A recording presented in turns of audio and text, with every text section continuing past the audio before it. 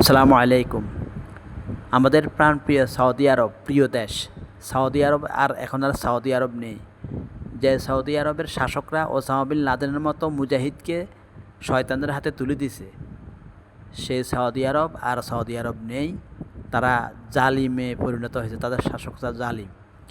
তাই মিশর, সৌদি আরব, সংযুক্ত আরব আমিরাত, কুয়েত, কাতার, ইরাক, যেসব দেশের নাম নেই, নবী যেসব দেশের কথা বলেনি, তাদেরকে বলবো তোমরা জনগণকে বুঝাও, জনগণকে উদ্বুদ্ধ করো এবং ওইসব শেখদের বিরুদ্ধে প্রতিরোধ গড়ে তুলতে হবে। তোমাদেরকে খাওয়াইয়া ফরাইয়া ঘুম পাড়াচ্ছে।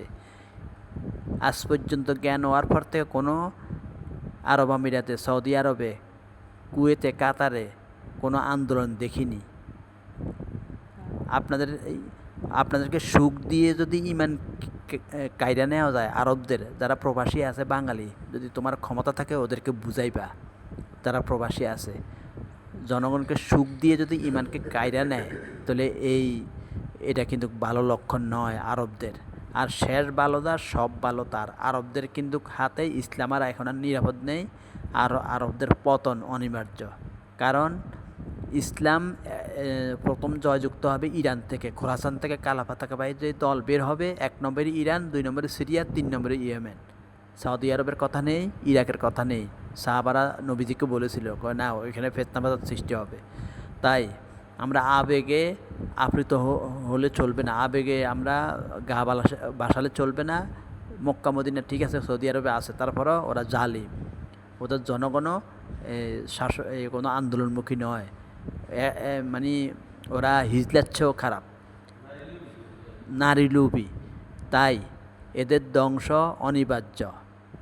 আমার মনে হয় ইরানের হাতে এদের পতন হবে, খোরাসান থেকে কালো পতাকাবাহী যে দল আর বের হবে এদের হাতে এদের পতন হবে।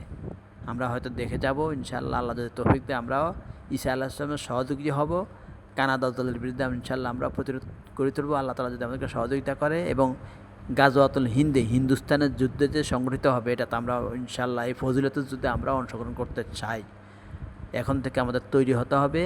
আর ভারত আমাদের 71 সালে যে সহযোগিতা করেছে, এই অসৎ উদ্দেশ্যে, সৎ উদ্দেশ্যে করেনি। মোট কথা হচ্ছে আরব শাসকদেরকে প্রতিহত করতে হবে, জনগণকে জাগতেই হবে। বাঙালি যারা আছে ওসব দেশে, কুয়েতে, কাতারে, ওমান, বাহরাইনে, সৌদি আরবে, ওদেরকে বুঝাও, শেখদেরকে বুঝাও, নইলে ওদের পতন হবে। আজ জাতি, সামুজ জাতি, লুজ জাতির মতো ওদের পতন হবে।